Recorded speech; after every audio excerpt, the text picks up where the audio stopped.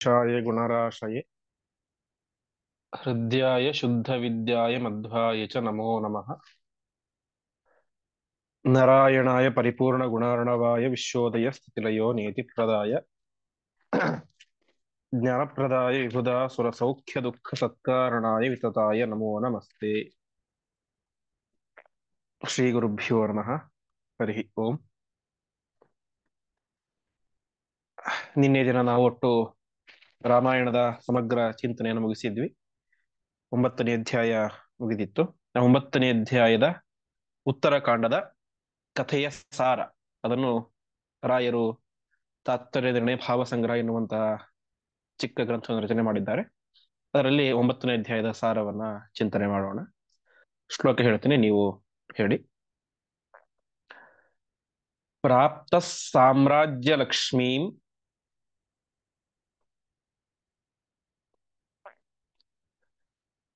ಪ್ರಿಯತಮ ಭರತಂ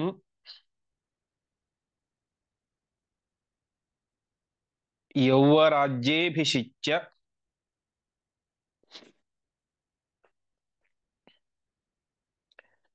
ಸ್ವೀಯಾನ್ ರಕ್ಷನ್ ಸುತೌ ದ್ವೌ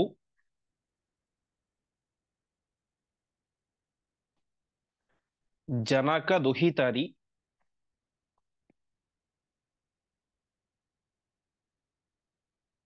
ಪ್ರಾಪ್ಯ ಯಜ್ಞೈರ್ ಯಜನ್ ಸ್ವಂ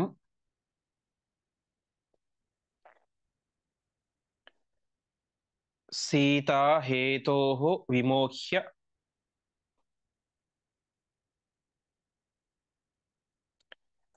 ಕ್ಷಿತಿಜ ದಿತಿಸುತಾನ್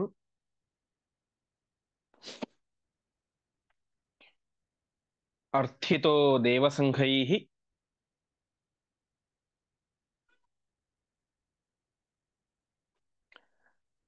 ಸದ್ಭಿರ್ಯುಕ್ತೋ ಹನುಮತ್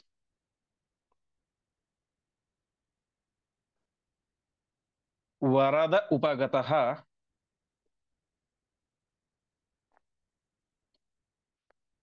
ಸ್ವಂ ಪಾತು ರಾಮಃ.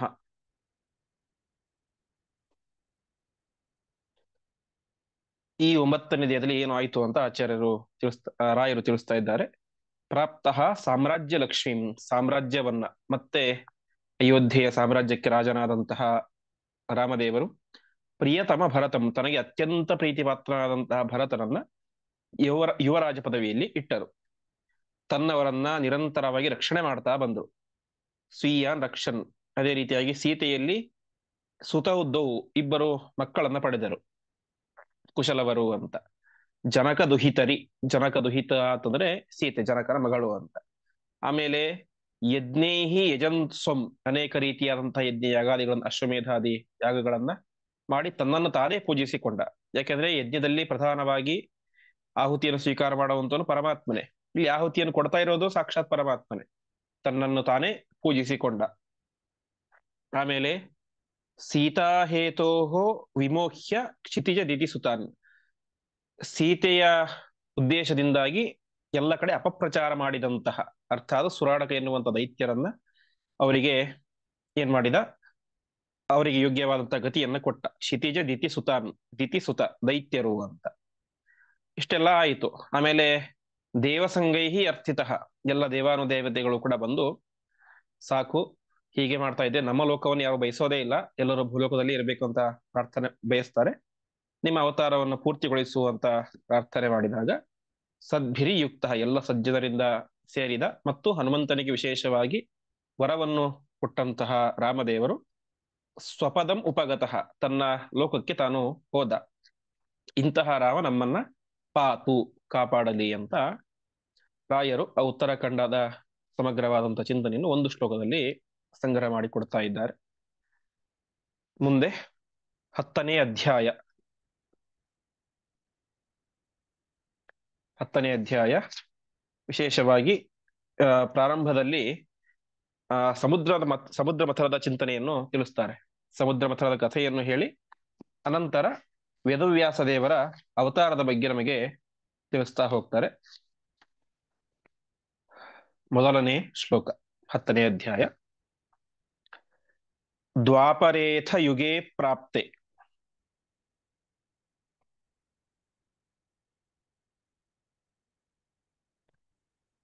त्वष्टाविंशति मे पुनः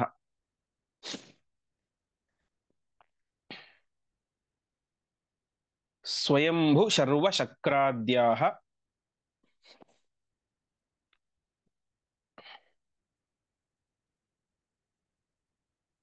दुग्धाब्धेः तीरमाययुः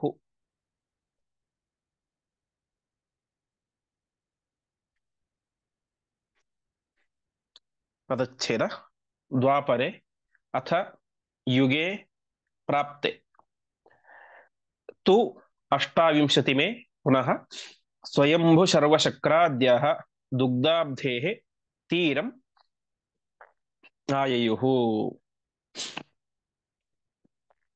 ಪುನಃ ದೇವತೆಗಳು ಪ್ರಾರ್ಥನೆ ಮಾಡಿದರು. ಪುನಃ ಅಂತಂದ್ರೆ ರಾಮಾವತಾರ ಆಗ್ಬೇಕಾದ್ರೂ ಕೂಡ ದೇವಾನು ದೇವತೆಗಳು ಬಂದು ಪ್ರಾರ್ಥನೆ ಮಾಡಿದ್ದರು. ಈಗ ಮತ್ತೆ ಪ್ರಾರ್ಥನೆ ಮಾಡ್ಲಿಕ್ಕೆ ಅಂತ ಬಂದಿದ್ದಾರೆ. ಯಾವಾಗ ರಾಮಾವತಾರ ಆದದ್ದು 24ನೇ ತ್ರೇತಾಯುಗದಲ್ಲಿ. ಇವಾಗ ಅಷ್ಟಾವಿಂಶತಿ ಮೇ ದ್ವಾಪರೇ ಯುಗೆ 28ನೇ ದ್ವಾಪರ ಯುಗ ಬಂದಾಗ, ಅರ್ಥಾತ್ ನಾವೀಗ ಇರೋದು 28ನೇ ಕಲಿಯುಗ, ಇದರ ಹಿಂದೆ ಬಂದಂತಹ ದ್ವಾಪರ ಯುಗ. ಆ ದ್ವಾಪರ ಯುಗದ ಕೊನೆಯಲ್ಲಿ ವಿಶೇಷವಾಗಿ ಪರಮಾತ್ಮ ಅವತಾರ ಮಾಡಬೇಕು. ಯಾಕೆ ಅಂತಂದ್ರೆ ಜ್ಞಾನದ ಬೆಳಕನ್ನು ಎಲ್ಲರಿಗೂ ಕೊಡ್ಲಿಕ್ಕೋಸ್ಕರ ಪರಮಾತ್ಮ ಅವತಾರ ಮಾಡಬೇಕು. ಹಾಗಾಗಿ ಸ್ವಯಂಭು ಶರ್ವಶಕ್ರಾದ್ಯ, ಬ್ರಹ್ಮದೇವರು, ಶರ್ವ ಅಂದ್ರೆ ರುದ್ರದೇವರು, ಶಕ್ರ ಅಂದ್ರೆ ಇಂದ್ರ, ಇವರೇ ಮೊದಲಾದಂತಹ ಎಲ್ಲ ದೇವಾನು ದೇವತೆಗಳು ಕೂಡ ದುಗ್ಧಾಬ್ಧೇಹೆ ತೀರಮಾಯಯುಹು. ದುಗ್ಧ ಅಂದ್ರೆ ಹಾಲು, ಅಬ್ಧಿ ಅಂದ್ರೆ ಸಮುದ್ರ, ಕ್ಷೀರ ಸಮುದ್ರದ ತೀರಕ್ಕೆ ಎಲ್ಲ ದೇವಾನು ದೇವತೆಗಳು ಕೂಡ ಬಂದ್ರು ಅಂತ ತಿಳಿಸ್ತಾ ಇದ್ದಾರೆ. ಹೀಗೆ 28ನೇ ದ್ವಾಪರದಲ್ಲಿ ವೇದವ್ಯಾಸ ದೇವರ ಅವತಾರ ಆದದ್ದು.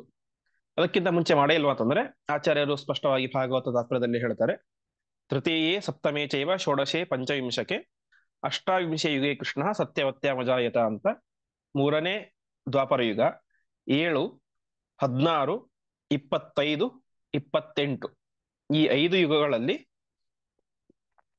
ವೇದವ್ಯಾಸ ದೇವರ ಅವತಾರ ಮಾಡಿದ್ದಾರೆ. ಅರ್ಥಾತ್ ರಾಮಾವತಾರ ಆದ ಮೇಲೆ ಈಗ ವೇದವ್ಯಾಸ ಅವತಾರ ಆಗ್ತಾ ಇರೋದು 2ನೇ ಸಲ. 24ನೇ ತ್ರೇತಾಯುಗದಲ್ಲಿ ರಾಮಾವತಾರ ಆಗಿತ್ತು, 25ನೇ ದ್ವಾಪರ ಯುಗದಲ್ಲಿ ವೇದವ್ಯಾಸ ಅವತಾರ, ಮತ್ತೆ ಪುನಃ ಈಗ 28ನೇ ದ್ವಾಪರದಲ್ಲಿ ವೇದವ್ಯಾಸ ಅವತಾರ ಆಗ್ತಾ ಇದೆ. ಆ ಅವತಾರ ಮಾಡ್ಬೇಕು ಅಂದ್ರೆ ಎಲ್ಲ ದೇವಾನು ದೇವತೆಗಳು ಹೋಗಿ ಪ್ರಾರ್ಥನೆ ಮಾಡ್ತಾರೆ ಎಂಬುದಾಗಿ ಇಲ್ಲಿ ತಿಳಿಸ್ತಾ ಇದ್ದಾರೆ. ಕ್ಷೀರ ಸಮುದ್ರಕ್ಕೆ ಎಲ್ಲ ದೇವಾನು ದೇವತೆಗಳು ಕೂಡ ಬಂದರು. ಬಂದು ಏನ್ ಮಾಡಿದರು? ಪಯೋಬ್ಧೇಹೆ ಉತ್ತರಂ ತೀರಂ,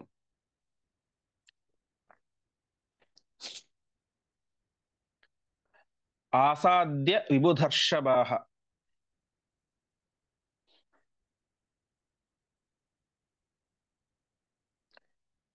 ತುಷ್ಟುವುಃ ಪುಂಡರೀಕಾಕ್ಷಂ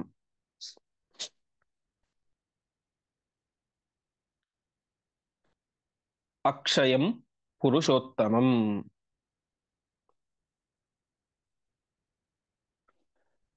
ಪಯೋಬ್ಧೇಹೆ ಉತ್ತರಂ ತೀರಂ ಆಸಾದ್ಯ ವಿಬುಧರ್ಷಭಾಃ ತುಷ್ಟುವುಃ ಪುಂಡರೀಕಾಕ್ಷಂ ಅಕ್ಷಯಂ ಪುರುಷೋತ್ತಮಂ. ಎಲ್ಲ ದೇವಾನು ದೇವತೆಗಳು ಕೂಡ ಕ್ಷೀರ ಸಮುದ್ರದ ಉತ್ತರ ತೀರಕ್ಕೆ ಬಂದರು ಅಂತ ಹೇಳ್ತಾ ಇದ್ದಾರೆ. ಪಯೋಬ್ಧೇಹೆ ಉತ್ತರಂ ತೀರಂ. ವಿಶೇಷವಾಗಿ ಪದ್ಮಪುರಾಣದಲ್ಲೂ ಕೂಡ ಈ ಮಾತು ಬರುತ್ತೆ. ಕ್ಷೀರಾಬ್ಧೇಹೆ ಉತ್ತರ ತಟೆ ಬ್ರಹ್ಮರುದ್ರಾದಿ ದೇವತಾ ವಿಷ್ಣುಂ ಸಮರ್ಚಯಾಮಾಸು ಪೌರುಷೇಣ ವಿಧಾನತಃ ಅಂತ ಅಲ್ಲಿಯೂ ಕೂಡ ಕ್ಷೀರ ಸಮುದ್ರದ ಉತ್ತರ ತೀರಕ್ಕೆ ಬಂದರು ಅಂತ ಹೇಳ್ತಾ ಇದ್ದಾರೆ. ಹೀಗೆ ಕ್ಷೀರ ಸಮುದ್ರದ ಉತ್ತರ ತೀರಕ್ಕೆ ಬಂದಂತಹ ಎಲ್ಲ ವಿಬುಧರ್ಷಭಾಃ, ವಿಬುಧರು ಅಂದ್ರೆ ದೇವತೆಗಳು, ವಿಬುಧರ್ಷಭಾಃ ಅಂದ್ರೆ ದೇವತೆಗಳಲ್ಲಿ ಶ್ರೇಷ್ಠರಾದಂಥವರು ಅಂತ, ಶ್ರೇಷ್ಠ ದೇವತೆಗಳೆಲ್ಲರೂ ಕೂಡ ಬಂದು ಅಲ್ಲಿ ಇದ್ದಂತಹ ಪುರುಷೋತ್ತಮನಾದಂತಹ ಅಕ್ಷಯ, ಅಕ್ಷಯ ಅಂದ್ರೆ ನಾಶ ಇಲ್ಲದೆ ಇರುವುದು, ಪುಂಡರೀಕಾಕ್ಷ ಅಂದ್ರೆ ಕಮಲದಂತೆ ಕಣ್ಣಿರುವಂತವನು, ಪುರುಷೋತ್ತಮನಾದಂತಹ ಕಮಲದಂತೆ ಇರುವಂತಹ ಮತ್ತು ನಾಶರಹಿತನಾದಂತಹ ಪರಮಾತ್ಮನನ್ನ ತುಷ್ಟುವುಹು, ತುಷ್ಟುವುಹು ಅಂದ್ರೆ ಸ್ತೋತ್ರ ಮಾಡಿದರು ಎಂಬುದಾಗಿ ತಿಳಿಸ್ತಾ ಇದ್ದಾರೆ. ಏನಂತ ಸ್ತೋತ್ರ ಮಾಡಿದ್ರು ಅಂತ ಮುಂದೆ ಹೇಳ್ತಾರೆ. ನಮೋ ನಮೋ ಗಣ್ಯ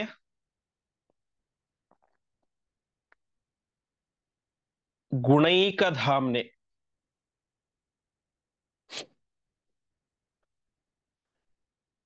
ಸಮಸ್ತ ವಿಜ್ಞಾನ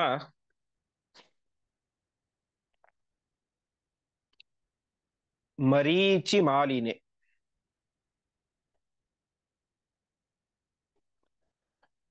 ಅನಾದ್ಯ ವಿಜ್ಞಾನ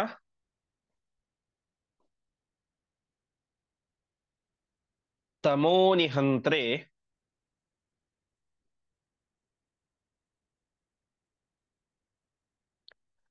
ಪರಾಮೃತಾನಂದ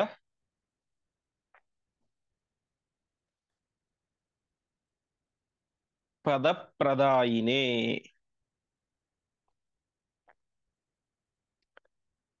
ಪದಚ್ಛೇದ. ನಮಃ ನಮಃ ಅಗಣ್ಯ ಗುಣೈಕ ಧಾಮ್ನೆ ಸಮಸ್ತ ವಿಜ್ಞಾನ ಮರೀಚಿ ಮಾಲಿನೆ ಅನಾದ್ಯ ವಿಜ್ಞಾನ ತಮೋನಿಹಂತ್ರೆ ಪರಾಮೃತಾನಂದ ಪದಪ್ರದಾಯಿನೇ. ಎಂಥವನಿಗೆ ನಮಸ್ಕಾರ? ಅಗಣ್ಯ ಗುಣೈಕ ಧಾಮ್ನೆ. ಪರಮಾತ್ಮನಲ್ಲಿ ಗುಣಗಳು ಎಂತಹದ್ದು ಅಗಣ್ಯ, ಗಣನೆ ಮಾಡ್ಲಿಕ್ಕೆ ಸಾಧ್ಯ ಇಲ್ಲ, ಲೆಕ್ಕ ಮಾಡ್ಲಿಕ್ಕೆ ಸಾಧ್ಯ ಇಲ್ಲ. ಹೀಗೆ ಅನಂತ ಗುಣಗಳಿಗೆ ಧಾಮ, ಆಶ್ರಯನಾದಂಥವು. ಅರ್ಥಾತ್ ನಿನ್ನಲ್ಲಿ ಅನಂತ ಗುಣಗಳಿದ್ದಾವೆ, ಅಂತಹ ನೀನೆ. ಸಮಸ್ತ ವಿಜ್ಞಾನ ಮರೀಚಿ ಮಾಲಿನೆ. ಪರಮಾತ್ಮ ಮಾಲೆ ಧಾರಣೆ ಮಾಡಿದ್ದಾನೆ ಅಂತೆ. ಅದು ಹೇಗಿದೆ ಅಂದ್ರೆ, ಸಮಸ್ತ ವಿಜ್ಞಾನ ಮರೀಚಿ, ಪರಿಪೂರ್ಣವಾದಂತಹ ಜ್ಞಾನ, ಅದರ ಮರೀಚಿ. ಮರೀಚಿ ಅಂದ್ರೆ ಬೆಳಕು, ಪ್ರಕಾಶ ಅಂತ. ಅರ್ಥಾತ್ ನೀನು ಜ್ಞಾನ ಸ್ವರೂಪಿಯಾಗಿದ್ದೀಯಾ, ಆ ಜ್ಞಾನದ ಬೆಳಕಿನ ಮಾಲೆಯನ್ನು ನೀನು ಧಾರಣೆ ಮಾಡಿದ್ದೀಯಾ ಅಂತ. ಅನಾದ್ಯ ವಿಜ್ಞಾನ ತಮೋನಿಹಂತ್ರೆ, ನೀನು ಕತ್ತಲನ್ನ ನಾಶ ಮಾಡುವಂಥವನು. ನಿನ್ನಲ್ಲಿ ಬೆಳಕಿದೆ, ಮರೀಚಿ ಪ್ರಕಾಶ ಇದೆ, ಅದರಿಂದ ಕತ್ತಲನ್ನ ನಾಶ ಮಾಡ್ತೀಯ. ಎಂತಹ ಕತ್ತಲು? ಅನಾದಿ ಅವಿಜ್ಞಾನ ತಮೋನಿಹಂತ್ರೆ. ವಿಜ್ಞಾನ ಅಂದ್ರೆ ಶ್ರೇಷ್ಠ ಜ್ಞಾನ, ಅವಿಜ್ಞಾನ ಅಂದ್ರೆ ಅಜ್ಞಾನ. ಆ ಅಜ್ಞಾನ ನಮ್ಮಲ್ಲಿ ಇದೆ. ಯಾವತ್ತಿಂದ ಇದೆ? ಅನಾದಿ ಅವಿಜ್ಞಾನ, ಅನಾದಿ ಕಾಲದಿಂದಲೂ ನಮ್ಮ ಜೊತೆಗೆ ಅಜ್ಞಾನ ಅನ್ನೋದಿದೆ. ಅಂತಹ ಅನಾದಿಯಾದಂತಹ ಅಜ್ಞಾನವೆಂಬಂತಹ ಕತ್ತಲನ್ನ ನಿಹಂತ್ರೆ, ನಾಶ ಮಾಡುವಂಥವನೇ. ಪರಾಮೃತಾನಂದ ಪದಪ್ರದಾಯಿನೇ. ಸರಿ, ಅಜ್ಞಾನ ನಾಶ ಆಯಿತು. ಮುಂದೇನು? ಪರಾಮೃತ, ಶ್ರೇಷ್ಠವಾದಂತಹ ಆನಂದ ಸ್ವರೂಪವಾದದ್ದು ಯಾವುದು? ಮೋಕ್ಷ. ಅದನ್ನು ಕೊಡುವಂತಹ ಪರಮಾತ್ಮನೇ ನಮಃ ನಮಃ, ನಿನಗೆ ನಮಸ್ಕಾರ ನಮಸ್ಕಾರ ಅಂತ ಪರಮಾತ್ಮನನ್ನ ಸಮಸ್ತ ಗುಣಪರಿಪೂರ್ಣ ಮತ್ತು ಸದಾಕಾಲ ಜ್ಞಾನ ಸ್ವರೂಪಿಯಾಗಿರುವಂಥವನು, ನಮ್ಮ ಅಜ್ಞಾನವನ್ನು ಕಳೆದು ಸುಜ್ಞಾನದ ಮೂಲಕ ಮೋಕ್ಷವನ್ನು ಕೊಡುವಂಥವನು ಎಂಬುದಾಗಿ ಎಲ್ಲ ದೇವಾನುದೇವತೆಗಳು ಕೂಡ ಸ್ತೋತ್ರ ಮಾಡಿದರು. ಸ್ತೋತ್ರ ಮಾಡ್ಬೇಕಾದ್ರೆ ಏನ್ ಮಾಡ್ತಾರೆ? ನಾವು ನಿನ್ನ ಹತ್ರ ಬಂದು ಸ್ತೋತ್ರ ಮಾಡ್ತಾ ಇರೋದು ಇದು ಮೊದಲನೇ ಸಲ ಅಲ್ಲ. ಹಿಂದೆ ಅನೇಕ ಸಲ ನಿನ್ನ ಹತ್ರ ಪ್ರಾರ್ಥನೆ ಮಾಡ್ಲಿಕ್ಕೆ ಅಂತ ಬಂದಿದ್ದೇವೆ. ಮತ್ತೆ ಮುಂದೆಯೂ ಕಷ್ಟ ಬಂದಾಗ ಬರ್ತೇವೆ ನಿನ್ನ ಹತ್ರ ಸ್ತೋತ್ರ ಮಾಡ್ಲಿಕ್ಕೆ, ಅವತಾರಕ್ಕೋಸ್ಕರ ಪ್ರಾರ್ಥನೆ ಮಾಡ್ಲಿಕ್ಕೆ ಅಂತ. ಅದಕ್ಕೋಸ್ಕರ ಈ ಸಂದರ್ಭದಲ್ಲಿ ವಿಶೇಷವಾಗಿ, ಹಿಂದೆ ನಾವು ನಿನ್ನ ಹತ್ರ ಒಂದು ಸಲ ಬಂದು ಪ್ರಾರ್ಥನೆ ಮಾಡಿದ್ವಿ, ನೀನು ಅವಾಗ ಅನುಗ್ರಹ ಮಾಡಿದ್ದೀ ಅಂತ ಆ ಸಮುದ್ರ ಮಥನದ ಸಂದರ್ಭವನ್ನ ಎಲ್ಲ ದೇವಾನುದೇವತೆಗಳು ಕೂಡ ಕೂಡ ವಿಶೇಷವಾಗಿ ಸ್ತೋತ್ರ ಮಾಡ್ತಾ ಇದ್ದಾರೆ. ಅದೆಲ್ಲವೂ ಕೂಡ ಪರಮಾತ್ಮ ನಿನ್ನ ಅನುಗ್ರಹದಿಂದ ಆದದ್ದು, ಅದೆಲ್ಲವೂ ಕೂಡ ನಿನ್ನ ಮಹಿಮೆ. ನಮ್ಮೊಳಗಡೆ ನಿಂತುಕೊಂಡು ಸಮುದ್ರ ಮಥನವನ್ನ ಮಾಡಿಸಿದಂಥವನು ನೀನೇ ಅಂತ ಆ ಪರಮಾತ್ಮನ ಮಹಿಮೆಯನ್ನ ಪರಮಾತ್ಮನ ಎದುರುಗಡೆ ಕೊಂಡಾಡ್ತಾ ಇದ್ದಾರೆ. ಹೀಗೆ ಆ ಸಮುದ್ರ ಮಥನದ ಸಂದರ್ಭವನ್ನು ಕೂಡ ವಿಶೇಷವಾಗಿ ಆಚಾರ್ಯರು ಇಲ್ಲಿ ನಮಗೆ ಸುಮಾರು ಒಂದು 30 ಶ್ಲೋಕಗಳಲ್ಲಿ ಸಂಗ್ರಹ ಮಾಡಿ ಕೊಡ್ತಾ ಇದ್ದಾರೆ. ಸಮುದ್ರ ಮಥನ ಹೇಗೆ ಹೇಗಾಯಿತು ಅಂತ. ಮುಂದಿನ ಶ್ಲೋಕ. ಸ್ವದತ್ತಮಾಲಾ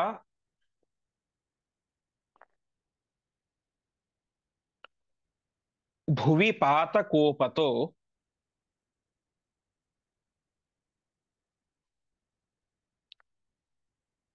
ದುರ್ವಾಸಸಃ ಶಾಪತಃ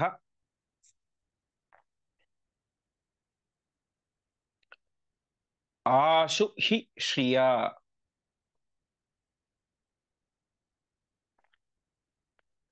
ಶಕ್ರೆ ವಿಹೀನೆ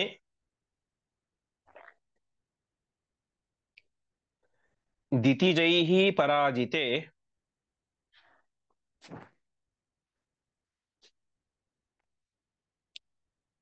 ಪುರ ವಯಂ ತ್ವಾಂ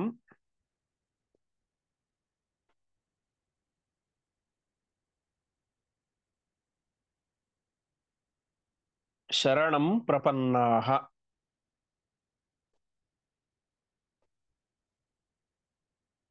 ಪದಚ್ಛೇದ. ಸ್ವದತ್ತಮಾಲಾ ಭುವಿಪಾತ ಕೋಪತಃ ದುರ್ವಾಸಸಃ ಶಾಪತಃ ಆಶು ಹಿ ಶ್ರಿಯ ಶಕ್ರೆ ವಿಹೀನೆ ದಿತಿಜೈಃ ಪರಾಜಿತೆ ಪುರಾ ವಯಂ ತ್ವಾಂ ಶರಣಂ ಗತಾಃ ಸ್ಮ ಅಥವಾ ಸ್ಮಃ ಅಂತ ಎರಡು ಪದಚ್ಛೇದ ಪಾಠ ವಿಭಾಗ ಇದೆ. ಸರಿ, ಹಿಂದೆ ಯಾಕೆ ಬಂದಿದ್ದೀವಿ ಒಂದ್ಸಲ ಅಂತ ಅದನ್ನ ಹೇಳ್ತಾ ಹೋಗ್ತಾರೆ.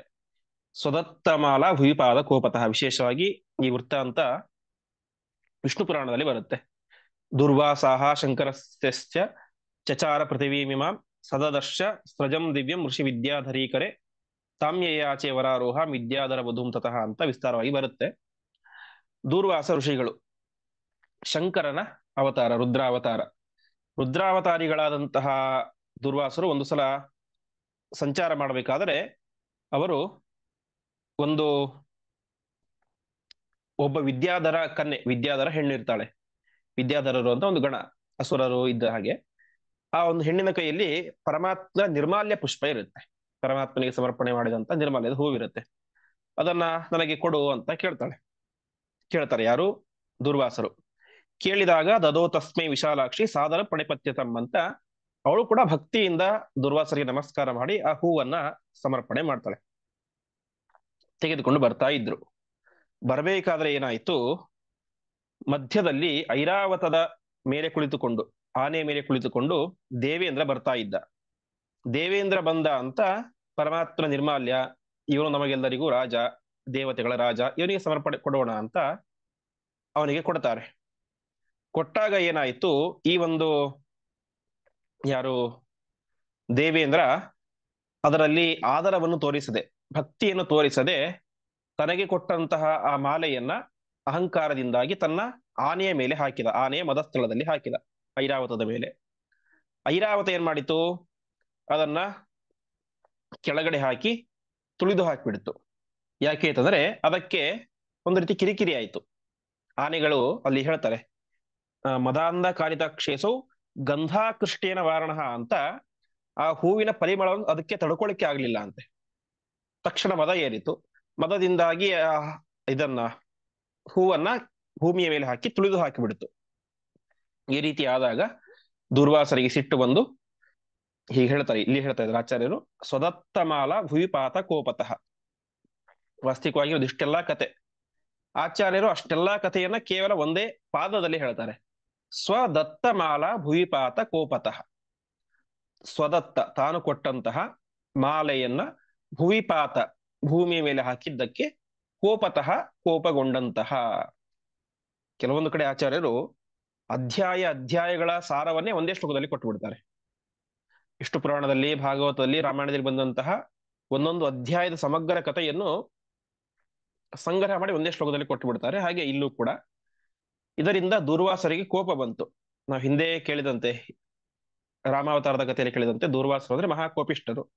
ಮೊದಲೇ ಕೋಪ, ಅದರಲ್ಲೂ ಕೂಡ ಪರಮಾತ್ಮನ ನಿರ್ಮಾಲ್ಯವನ್ನ ಕೆಳಗಡೆ ಹಾಕಿದ ಅಂತ ಭಾರಿ ಕೋಪ ಬಂತು. ಕೋಪದಿಂದ ಏನ್ ಮಾಡಿದ್ರು, ತಕ್ಷಣದಲ್ಲೇ ಶಾಪ ಕೊಟ್ರು, ನಿನ್ನ ಸಂಪತ್ತೆಲ್ಲವೂ ಕೂಡ ನಾಶವಾಗಿ ಹೋಗ್ಲಿ ಅಂತ ಕೊಟ್ರು. ತಕ್ಷಣ ಅಲ್ಲಿ ಆಚಾರ್ಯ ಹೇಳ್ತಾ ಇದ್ದಾರೆ, ಆಶು ಹಿಶ್ರಿಯ. ಆಶು ಅಂದ್ರೆ ಕೂಡಲೇ ಅಂತ. ಅಂದ್ರೆ ಅವರು ಇವತ್ತು ಶಾಪ ಕೊಟ್ರು, ಇನ್ನು ಒಂದು ತಿಂಗಳು ಬಿಟ್ಟು ಅವ್ರ ಸಂಪತ್ತು ಹೋಯ್ತು ಅಂತ ಅರ್ಥ ಅಲ್ಲ. ಆಶು ತಕ್ಷಣದಲ್ಲಿ ಶ್ರಿಯಾ ವಿಹೀನೆ ಶಕ್ರೆ. ಶಕ್ರ ಏನಾದ, ಶ್ರಿಯಾ ವಿಹೀನೆ ಸಂಪತ್ತಿನಿಂದಾಗಿ ಚ್ಯುತನಾದ, ಸಂಪತ್ತು ಹೋಗ್ಬಿಡುತ್ತೆ ಅವನದು. ಆವಾಗ ವಿಚಾರ ಗೊತ್ತಾಯ್ತು ದೇವತೆಗಳಿಗೆ. ರಾಜನಾದಂತಹ ದೇವೇಂದ್ರನಿಗೆ ದೂರ್ವಾಸರು ಶಾಪ ಕೊಟ್ಟಿದ್ದಾರೆ ಅಂತ. ಆವಾಗ ಎಲ್ಲ ದಿತಿಜ ದೈತ್ಯರೆಲ್ಲರೂ ಕೂಡ ಆಕ್ರಮಣ ಮಾಡಿದರು ಸ್ವರ್ಗಲೋಕದ ಮೇಲೆ. ಪರಾಜಿತೆ, ಸೋತರು ಎಲ್ಲ ದೇವಾನುದೇವತೆಗಳು. ಪುರಾ ವಯಂ ತ್ವಾಂ ಶರಣಂ ಗತಾಸ್ಮಃ. ಆವಾಗ ನಾವೆಲ್ಲರೂ ಕೂಡ ಸೇರಿಕೊಂಡು ನಿನ್ನನ್ನು ಶರಣ ಹೊಂದಿದ್ವಿ ಅಂತ ಹೇಳ್ತಾರೆ. ಹೀಗೆ ಹಿಂದೆ ನಡೆದಂತಹ ಕಥೆಯನ್ನು ಹೇಳ್ತಾ ಇದ್ದಾರೆ. ಹೀಗೆ ದೇವೇಂದ್ರನ ತಪ್ಪಿನಿಂದಾಗಿ ಎಲ್ಲ ದೈತ್ಯರು ಕೂಡ ನಮ್ಮನ್ನು ಆಕ್ರಮಣ ಮಾಡಿದರು, ನಮ್ಮನ್ನು ಸೋಲಿಸಿದರು ಕೂಡ. ಅದರಿಂದಾಗಿ ನಾವು ರಕ್ಷಣೆ ಬೇಡಲಿಕ್ಕೆ ಅಂತ ನಿನ್ನ ಹತ್ರ ಬಂದಿದ್ವಿ ಅಂತ. ಆವಾಗ ಏನಾಯ್ತು, ತ್ವದಾಜ್ಞೆಯ ಬಲಿನ ಸಂದಧಾನಾಹ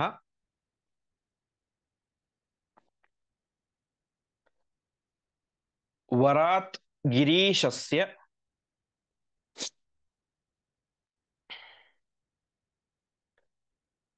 ಪರೈ ರಚಾಲ್ಯಂ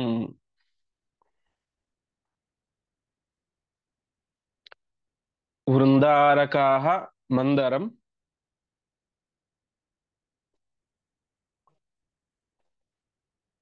ಏತ್ಯ ಬಾಹುಭಿಃ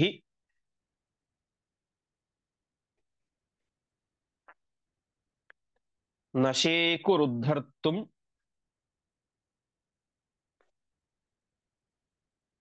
ಇಮೇ ಸಮೇತಾಃ. ಪದ ಪದಚ್ಛೇದ ತದಾಜ್ಞೆಯ ಬಲಿನ ಸಂದಧಾನಾಃ ವರಾತ್ ಗಿರೀಶಸ್ಯ ಪರೈಃ ಅಚಾಲ್ಯಂ ವೃಂದಾರಕಾಃ ಮಂದರಂ ಏತ್ಯ ಬಾಹುಭಿಃ ನ ಶೇಕುಃ ಉದ್ಧರ್ತುಂ ಇಮೆ ಸಮೇತಾಃ. ಆವಾಗ ನಾವೇನ್ ಮಾಡಿದ್ವಿ? ತ್ವದಾಜ್ಞೆಯ, ನಿನ್ನ ಆಜ್ಞೆಯಿಂದ ಅಂತ. ಅಂದ್ರೆ ಪರಮಾತ್ಮನ ಆಜ್ಞೆ ಮಾಡಿದ ನೀವೆಲ್ಲರೂ ಕೂಡ ಕಳೆದು ಹೋದಂತಹ ನಿಮ್ಮ ರಾಜ್ಯ ಪಡಿಬೇಕು, ನಿಮ್ಮ ಸಂಪತ್ತು ಸಿಗಬೇಕು ಅಂದ್ರೆ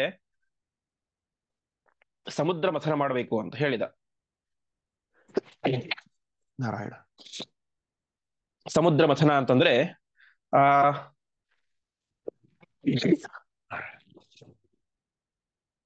ಸಮುದ್ರ ಮಥನ ಮಥನ ಮಾಡ್ಲಿಕ್ಕೆ ಕಡಗೋಲು ಬೇಕು. ಕಡಗೋಲು ಯಾವುದು ಅಂತಂದ್ರೆ ಮಂದರ ಪರ್ವತ, ದೊಡ್ಡ ಪರ್ವತ, ಅದೇ ಕಡಗೋಲು. ಆ ಪರ್ವತವನ್ನ ಹೊತ್ತು ತರಬೇಕು ಅಂದ್ರೆ ದೇವತೆಗಳ ಒಬ್ಬರ ಕೈಯಲ್ಲಿ ಸಾಧ್ಯ ಇಲ್ಲ. ಆವಾಗ ಪರಮಾತ್ಮ ಹೇಳ್ತಾನೆ, ನೀವು ರಾಕ್ಷಸರೊಟ್ಟಿಗೆ ಸಂಧಾನ ಮಾಡ್ಕೊಳ್ಳಿ ಅಂತ, ಅವರನ್ನು ಕರೀರಿ ಅಂತ. ಅವರನ್ನು ಹೇಗೆ ಕರೆಯೋದು? ಅವರು ನಮ್ಮ ಶತ್ರುಗಳು, ನಮಗೆ ಈ ಪರಿಸ್ಥಿತಿ ಬಂದಿದ್ದೇ ಅವರಿಂದ ಅಂತ. ಆವಾಗ ಪರಮಾತ್ಮ ಒಂದು ಮಾತನ್ನ ಹೇಳ್ತಾನೆ, ಅರಯೋಪಿ ಸಂದೇಯ ಸ್ಥಿತಿ ಕಾರ್ಯಾರ್ಥ ಸಾಧನವು ಅಂತ. ನಮ್ಮ ಕೆಲಸ ಆಗಬೇಕಾದ್ರೆ ಶತ್ರುಗಳೊಟ್ಟಿಗೂ ಸಂಧಾನ ಮಾಡಬೇಕು ಅಂತ. ಅದಕ್ಕೆ ಒಂದು ಮಾತನ್ನು ಕೂಡ ಹೇಳ್ತಾನೆ ಪರಮಾತ್ಮ, ಭಾಗವತಲ್ಲಿ ಬರುತ್ತೆ, ಅಹಿಮೂಷಕವದ್ದೇವಾಹ ಅಂತ. ಹೇಗೆ ಅಂದ್ರೆ ಹಾವು ಮತ್ತೆ ಇಲಿಯಂತೆ ಅಂತ. ಒಬ್ಬ ಹಾವಾಡಿಗ ಇರ್ತಾನೆ. ಹಾವಾಡಿಗ ಒಂದು ಹಾವನ್ನ ಒಂದು ಬುಟ್ಟಿಯಲ್ಲಿ ಹಾಕಿ ಅದನ್ನ ಆಟ ಆಡಿಸ್ಕೊಂಡು ಜೀವನ ಮಾಡ್ತಾ ಇರ್ತಾನೆ. ಅದಕ್ಕೆ ಆಹಾರ ಬೇಕು. ಆಹಾರಕ್ಕೋಸ್ಕರ ಒಂದು ದಿವಸ ಒಂದು ಇಲಿಯನ್ನ ಅದರಲ್ಲಿ ಹಾಕ್ತಾನೆ. ಬುಟ್ಟಿ ತೆಗೆದು ಬುಟ್ಟಿಯಲ್ಲಿ ಇಲಿಯನ್ನ ಬಿಟ್ಟು ಬಿಡ್ತಾನೆ, ಬುಟ್ಟಿ ಮುಚ್ಚಿ ಬಿಡ್ತಾನೆ. ಆವಾಗ ಹಾವು ವಿಚಾರ ಮಾಡುತ್ತೆ, ಇಷ್ಟು ದಿವಸ ಆಯ್ತು ನಾ ಈ ಬುಟ್ಟಿಯಲ್ಲೇ ಜೀವನ ಮಾಡ್ತಾ ಇದ್ದೀನಿ, ಈ ಇಲಿಯನ್ನು ತಿಂದ್ರೂ ನಾನು ಇಲ್ಲೇ ಇರಬೇಕು, ಬುಟ್ಟಿಯಲ್ಲೇ ಇರಬೇಕು. ಇಲಿಯನ್ನು ತಿನ್ನದೇ ಹೋದ್ರೂ ನಾ ಇಲ್ಲೇ ಇರಬೇಕು. ಹಾಗಾಗಿ ಏನಾದ್ರೂ ಮಾಡಿ ತಪ್ಪಿಸ್ಕೊಳ್ಬೇಕು ಅಂತ ಇಚ್ಛೆ ಪಡುತ್ತೆ ಅಂತ. ಅವಾಗ ಇಲಿ ಹೇಳುತ್ತೆ, ನೋಡು, ಈ ವ್ಯಕ್ತಿ ನನ್ನನ್ನು ಇಲ್ಲಿ ಕುಡಿ ಹಾಕಿದ್ದಾನೆ, ನಿನ್ನನ್ನು ಕುಡಿ ಹಾಕಿದ್ದಾನೆ, ನಾವಿಬ್ಬರು ತಪ್ಪಿಸ್ಕೊಳ್ಳೋಣ, ನಾನು ನಿನ್ನನ್ನ ಬದುಕಿಸ್ತೀನಿ ಅಂತ ಹೇಳ್ತಾನೆ. ಹಾವು ಹೇಳುತ್ತೆ, ಹೇಗೆ ತಾನೆ, ನಾನು ನನ್ನ ಹೆಡೆಯನ್ನ ಹೀಗೆತ್ತಿ ನಿಂತ್ಕೊಳ್ತೇನೆ, ನನ್ನ ಹೆಡೆಯ ಮೇಲೆ ನೀನ್ ಹತ್ತಿ ಈ ಬಿದಿರಿನ ಬುಟ್ಟಿ ಕಟ್ ಮಾಡ್ಬೇಕು ಅಂತ. ಯಾಕೆಂದ್ರೆ ಇಲಿಗಳಿಗೆ ಹಲ್ಲು ಶಾರ್ಪ್ ಇರುತ್ತೆ. ಸರಿ ಅಂತ ಪಾಪ ಹಾವಿನ ಮಾತನ್ನ ನಂಬಿ ಇಲ್ಲಿ ತಲೆ ಮೇಲೆ ಕೂತ್ಕೊಳ್ಳುತ್ತೆ, ಬಿದಿರಿನ ಬುಟ್ಟಿ ಕಟ್ ಮಾಡುತ್ತೆ, ಎರಡೂ ಹೊರಗಡೆ ಬರ್ತವೆ. ಬಂದ ತಕ್ಷಣ ಹಾವೇನ್ ಮಾಡುತ್ತೆ, ಇಲಿಯನ್ನ ತಿಂದು ಹಾಕಿಬಿಡುತ್ತೆ. ಅರಯೋಪಿ ಸಂಧೇಯ ಸತಿ ಕಾರ್ಯಾರ್ಥ ಸಾಧನೆ, ನಮ್ಮ ಕೆಲಸ ಆಗಬೇಕಾದ್ರೆ ಶತ್ರುಗಳೊಟ್ಟಿಗೂ ಸಂಧಾನ ಮಾಡ್ಕೊಳ್ಬೇಕು ಅಂತ. ಹಾಗೆ ಪರಮಾತ್ಮ ಅದೇ ಉದಾಹರಣೆ ಕೊಡ್ತಾನೆ. ಕೊಟ್ಟು ಹೇಳ್ತಾನೆ, ಇದು ಕೇವಲ ನಿಮ್ಮ ಕಾರ್ಯ ಅಲ್ಲ, ಇದರಿಂದಾಗಿ ಜಗತ್ತಿನ ಉದ್ಧಾರ ಆಗುತ್ತೆ. ಅಮೃತ ಪ್ರಾಪ್ತಿಯಾದರೆ ಸಾತ್ವಿಕರಾದಂತಹ ನೀವೆಲ್ಲರೂ ಕೂಡ, ದೇವತೆಗಳೆಲ್ಲರೂ ಕೂಡ ಮತ್ತೆ ನಿಮ್ಮ ರಾಜ್ಯವನ್ನು ಪಡಿತೀರಾ. ಅದರಿಂದಾಗಿ ಇಡೀ ಜಗತ್ತು ಸಮೃದ್ಧವಾಗಿರುತ್ತೆ. ಹಾಗಾಗಿ ಅವರು ಶತ್ರುಗಳಾದರೂ ಕೂಡ ಅವ್ರ ಜೊತೆ ಕೈ ಸೇರಿಸಿ ಅಂತ ಹೇಳ್ತಾನೆ.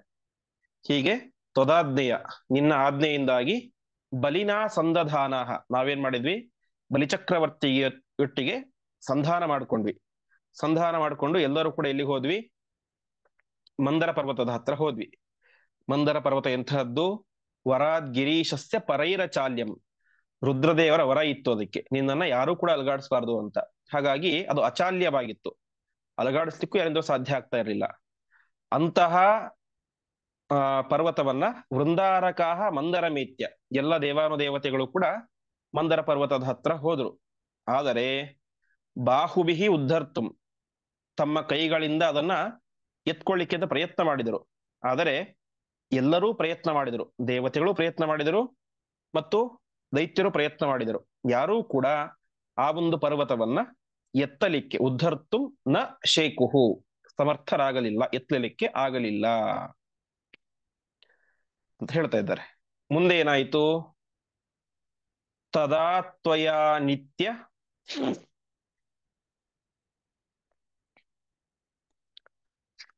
ಬಲತ್ವ ಹೇತುತಃ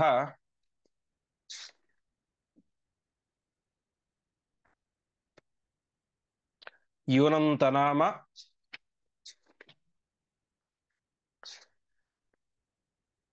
ಗರುಡಸ್ತದಂಸಕೆ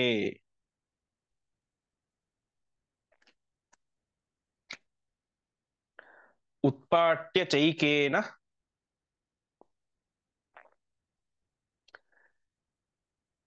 ಕರೇಣ ವಂದರಃ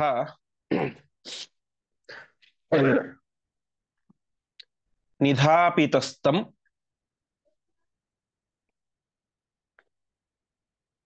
ಸಸಹತ್ವಯಾವಹತ್. ಪದಚ್ಛೇದ.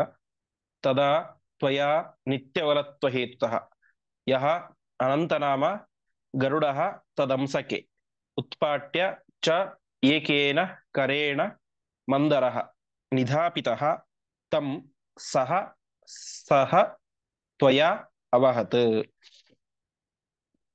ಸರಿ, ಎತ್ತಲಿಕ್ಕಲ್ಲ, ಅಲಗಾಡಿಸ್ಲಿಕ್ಕೂ ಸಾಧ್ಯ ಆಗ್ಲಿಲ್ಲ. ಎಲ್ಲರೂ ಪ್ರಯತ್ನ ಮಾಡಿದರೆ, ದೇವತೆಗಳು ಪ್ಲಸ್ ದೈತ್ಯರು. ಆವಾಗ ಏನಾಯ್ತು? ತದಾ ತ್ವಯ ನಿತ್ಯ ಬಲತ್ವ ಹೇತುತಃ, ನಿತ್ಯ ಬಲಶಾಲಿಯಾದಂತಹ ನೀನು ಅಲ್ಲಿಗೆ ಬಂದು ಏನ್ ಮಾಡಿದಿ? ಆ ಮಂದರ ಪರ್ವತವನ್ನ ಏಕೇನ ಕರೇಣ ಉತ್ಪಾಟ್ಯ, ನಾವೆಲ್ಲರೂ ಕೂಡ ಸೇರಿ ಅಲುಗಾಡಿಸಲಿಕ್ಕೂ ಸಾಧ್ಯವಾಗದೇ ಇರುವಂತಹ ಆ ಒಂದು ಪರ್ವತವನ್ನ ನೀನು ಎಡಗೈಯಿಂದ, ಮುಂದೆ ಹೇಳ್ತಾರೆ ಅದನ್ನ ವಾಮಕರೇಣ ಅಂತ, ಎಡಗೈಯಿಂದ ಅದನ್ನು ಎತ್ತಿ ಏನ್ ಮಾಡಿದಿ?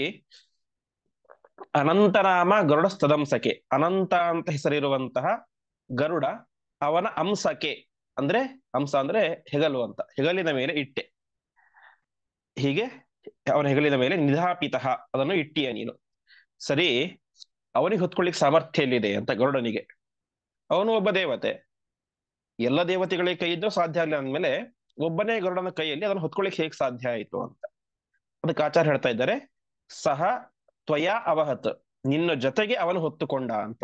ಅರ್ಥಾತ್ ಅವನಲ್ಲಿ ಇದ್ದುಕೊಂಡು ಹೊತ್ತುಕೊಂಡಂಥವನು ನೀನೆ. ಹೀಗೆ ನಿನ್ನನ್ನು ಅವನು ಹೊತ್ತುಕೊಂಡ, ಜೊತೆಗೆ ಬೆಟ್ಟವನ್ನು ಹೊತ್ತುಕೊಂಡ. ಅದಕ್ಕೆ ಸಾಮರ್ಥ್ಯ ಹೇಗ್ ಬಂತು ಅಂದ್ರೆ, ನೀನೇ ಅವನ ಒಳಗಡೆ ನಿಂತುಕೊಂಡು ಒಂದು ರೂಪದಿಂದಾಗಿ ಅವನ ಆ ಬೆಟ್ಟವನ್ನು ಹೊತ್ತುಕೊಂಡಿ ಅಂತ. ಹೀಗೆ ಆಚಾರ್ಯರು ಇಲ್ಲಿ ಹೇಳ್ತಾ ಇದ್ದಾರೆ. ಈ ಒಂದು ಶ್ಲೋಕದಲ್ಲಿ ಒಂದು ನಿರ್ಣಯವನ್ನ ಕೊಡ್ತಾ ಇದ್ದಾರೆ. ಏನು ಅಂತಂದ್ರೆ, ಪುರಾಣಗಳಲ್ಲಿ ಮಹಾಭಾರತದಲ್ಲಿ ಸ್ವಲ್ಪ ವ್ಯತ್ಯಾಸ ಅಂತ ನಮಗೆ ಕಾಣಿಸುತ್ತೆ. ಯಾಕೆ ಅಂತಂದ್ರೆ, ಮಹಾಭಾರತದಲ್ಲಿ ಹೇಳ್ತಾರೆ ಅಥ ಪರ್ವತರಾಜಾನಂ ತಮನಂತೋ ಮಹಾಬಲಃ ಅಂತ ಹೇಳ್ತಾರೆ. ಆಶ್ರಮವಾಸಿಕ ಪರ್ವದಲ್ಲಿ ಅಂದ್ರೆ ಆ ಪರ್ವತವನ್ನ ಮಹಾಬಲಶಾಲಿಯಾದಂತಹ ಅನಂತ ಹೊತ್ತುಕೊಂಡ ಅಂತ ಹೇಳ್ತಾರೆ. ಅನಂತ ಅಂತಂದ್ರೆ ನಮಗೆ ಸಾಮಾನ್ಯವಾಗಿ ಪ್ರಸಿದ್ಧ ಯಾರು? ಶೇಷ. ಆಮೇಲೆ ಸ್ಕಾಂದ ಪುರಾಣದಲ್ಲಿ ವೈಷ್ಣವ ಖಂಡದಲ್ಲಿ ಹೇಳ್ತಾರೆ ತಾರ್ಕ್ಷಂ ಆಜ್ಞಾಪಯಾಮಾಸ ನೇತುಂ ತಂ ಉದಧಿಂ ಧೃತಂ ಅಂತ. ಸ್ಕಾಂದ ಪುರಾಣದಲ್ಲಿ ಹೇಳೋದು ತಾರ್ಕ್ಷದನ್ನ. ತಾರ್ಕ್ಷ ಅಂತಂದ್ರೆ ಗರುಡ, ಗರುಡ ಹೊತ್ತುಕೊಂಡ ಅಂತ ಹೇಳ್ತಾರೆ. ಅದಾದ ಮೇಲೆ ಭಾಗವತದಲ್ಲಿ ಹೇಳ್ತಾರೆ ಗಿರಿಂಚಾರೋಪ್ಯ ಗರುಡೆ ಹಸ್ತೆ ನೇಕೇನ ಲೀಲಯ ಆರುಹ್ಯ ಪ್ರಯಯಾವಬ್ಧಿಂ ಸುರಾಸುರ ಗಣೈರ್ಹುತ ಅಂತ ಭಾಗವತ ಗರುಡ ಹೊತ್ತುಕೊಂಡ ಅಂತ ಹೇಳುತ್ತೆ. ಹಾಗೆ ಮತ್ತೆ ಸ್ಕಾಂದ ಪುರಾಣದಲ್ಲಿ ಗರುತ್ಮತಿ ತದಾ ದೇವ ಸರ್ವೇಶ ಅಭಯಂ ದದೌ ಅಂತ ಅಲ್ಲಿ ಕೂಡ ಗರುಡ ಹೊತ್ತುಕೊಂಡ ಅಂತ ಹೇಳುತ್ತೆ. ಮಹಾಭಾರತದಲ್ಲಿ ಅನಂತ ಹೊತ್ತುಕೊಂಡ ಅಂತ ಹೇಳುತ್ತೆ. ಹಾಗಾದರೆ ಪರಸ್ಪರ ವಿರೋಧ ಬಂತು. ಶೇಷ ಹೊತ್ತುಕೊಂಡಿದ್ದ, ಗರುಡ ಹೊತ್ತುಕೊಂಡಿದ್ದ ಅಂತ. ಅದಕ್ಕೆ ಆಚಾರ್ಯರಲ್ಲಿ ಹೇಳ್ತಾ ಇದ್ದಾರೆ ಅನಂತ ನಾಮ ಗರುಡ ಅಂತ. ಗರುಡನಿಗೇನೆ ಅನಂತ ಅಂತ ಹೆಸರಿದೆ. ಹಾಗಾಗಿ ಅನಂತ ಎಂತ ಹೆಸರು ಇರುವಂತಹ ಗರುಡನೇನೆ ಪರ್ವತವನ್ನು ಹೊತ್ತುಕೊಂಡಿದ್ದು ಹೊರತು ಅನಂತ ಅಂದ್ರೆ ಶೇಷ ಅಂತ ಇಲ್ಲಿ ಅರ್ಥ ಅಲ್ಲ ಎಂಬುದಾಗಿ ತಿಳಿಸ್ತಾ ಇದ್ದಾರೆ.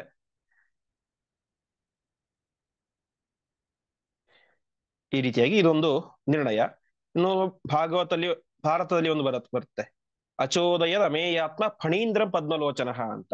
ಸರಿ, ಅನಂತ ಅಂತಂದ್ರೆ ಏನೋ ಒಂದು ಅರ್ಥ ಮಾಡಿ ಗರುಡ ಅಂತ ಹೇಳಬಹುದು. ಆದರೆ ಫಣೀಂದ್ರ ಅಂತಂದ್ರೆ ಹೇಗೆ ಅರ್ಥ ಮಾಡ್ತೀರಾ ಅಂತ. ಯಾಕಂದ್ರೆ ಫಣ ಅಂದ್ರೆ ಹೆಡೆ, ಫಣಿ ಅಂದ್ರೆ ಹೆಡೆ ಇರುವಂತಹದ್ದು, ಅರ್ಥ ಸರ್ಪಗಳು. ಆ ಸರ್ಪಗಳಿಗೆ ರಾಜ ಅಂದ್ರೆ ಯಾರು? ಶೇಷ ಅಂತ ಆಗುತ್ತೆ, ಸ್ಪಷ್ಟವಾಗಿ ಅರ್ಥ ಆಗುತ್ತೆ. ಫಣೀಂದ್ರ ಅಂದ್ರೆ ಶೇಷ ಅಂತ ಎಲ್ರಿಗೂ ಅರ್ಥ ಆಗುತ್ತೆ. ಹಾಗಾದ್ರೆ ಫಣೀಂದ್ರ ಅಂತ ಅನ್ನೋದಕ್ಕೆ ನೀವು ಹೇಗೆ ಗರುಡ ಅಂತ ಅರ್ಥ ಮಾಡ್ತೀರಾ ಅಂತಂದ್ರೆ ಅದಕ್ಕೆ ಹೇಳ್ತಾ ಇದ್ದಾರೆ. ಆ ಫಣೀನಾಂ ಈಂ ಐಶ್ವರ್ಯಂ ದ್ರಾವಯತಿ ಇತಿ ಫಣೀಂದ್ರ ಅಂತ ಮಹಾಭಾರತಕ್ಕೆ ವ್ಯಾಖ್ಯಾನ ಮಾಡ್ಬೇಕಾದ್ರೆ ಲಕ್ಷಾಲಂಕಾರದಲ್ಲಿ ಅಲ್ಲಿ ವಾದಿರಾಜರು ಒಂದು ಮಾತನ್ನ ಹೇಳ್ತಾರೆ. ಇದನ್ನ ಫಣಿ ಅಂದ್ರೆ ಸರ್ಪಗಳು, ಅವುಗಳಿಗೆ ಐಶ್ವರ್ಯಂ ದ್ರಾವಯತಿ, ಐಶ್ವರ್ಯವನ್ನ ಕೊಡುವಂಥವನು, ಸಂಪತ್ತನ್ನ ದ್ರಾವಯತಿ ಕಳೆಯುವಂಥವನು, ಸಾರಿ ಕೊಡುವವನು ಅಲ್ಲ, ಹಾವುಗಳ ಸಂಪತ್ತು ಅಂದ್ರೆ ಬಲ ಪರಾಕ್ರಮ ಅದನ್ನು ಕಳೆಯುವಂಥವನು, ಅರ್ಥಾತ್ ಅವುಗಳಿಗೆ ಶತ್ರು ಅಂತ. ಸಂಸ್ಕೃತದಲ್ಲಿ ದ ಅಂತ ಅನ್ನೋದಕ್ಕೆ ಕೊಡುವುದು ಅಂತನೂ ಅರ್ಥ ಇದೆ, ತೆಗೆದುಕೊಳ್ಳುವುದು ಕಳೆಯುವುದು ಅಂತ ಅರ್ಥ ಇದೆ.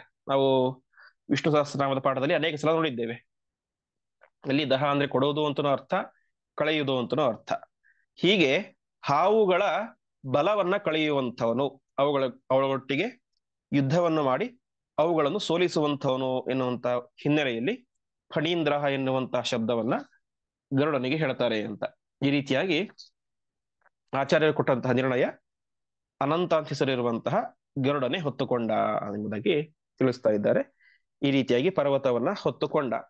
ಮತ್ತೆ ಮುಂದೆ ಆ ಪರ್ವತವನ್ನು ಅಲ್ಲಿ ಇಳಿಸಿ ಸಮುದ್ರ ಮಥನ ಎಲ್ಲ ಪ್ರಾರಂಭ ಆಗುತ್ತೆ. ಅಲ್ಲಿ ಪರಮಾತ್ಮನ ವಿಶೇಷವಾಗಿ ಕೂರ್ಮಾವತಾರ, ಧನ್ವಂತರಿ ಅವತಾರ ಮತ್ತು ಮೋಹಿನಿ ಅವತಾರ ಅವೆಲ್ಲವೂ ಕೂಡ ಆಗ್ತವೆ. ಆ ವಿಚಾರಗಳನ್ನು ಮತ್ತೆ ನಾಳೆ ಶನಿವಾರ ಮತ್ತು ನಾಡಿದ್ದು ಭಾನುವಾರ ಪಾಠ ಇರೋದಿಲ್ಲ, ಸೋಮವಾರದಿಂದಾಗಿ ಮುಂದಿನ ಚಿಂತನೆಯನ್ನು ಮಾಡೋಣ ಎಂಬುದಾಗಿ ಹೇಳುತ್ತಾ ಇಂದಿನ ಪಾಠವನ್ನ ಶ್ರೀಕೃಷ್ಣ ಅರ್ಪಣಮಸ್ತು. ನಮಸ್ಕಾರ ಗುರುಗಳೇ. ನಮಸ್ಕಾರ. ನಮಸ್ತೆ ಗುರುಗಳೇ. ನಮಸ್ತೆ.